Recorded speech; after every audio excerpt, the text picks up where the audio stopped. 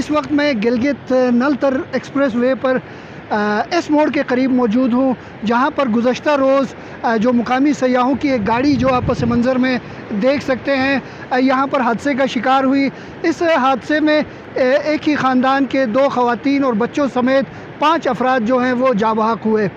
Naltar express way हाल ही में इसकी तामीर का काम मुकम्मल हुआ और उसके बाद इस शाहराह पे हादसात की जो शरह है वो बढ़ती जा रही है। आए रोज़ इस तरह के हादसात जो हैं वो पेश आते हैं, जिसकी एक बुनियादी वजह ये है कि ये जो नलतर का 45 किलोमीटर का जो गिलगित से फासला है, इसका जो अक्सर एरिया है ये वापसी पर मुकम्मल तौर पर उतराई है। यहाँ ड्राइविंग करके आने वाले जो लोग होते हैं वो ज़्यादातर एहतियात नहीं बरतते हैं, ब्रेक का इस्तेमाल ज़्यादा किया जाता है, जिसकी वजह से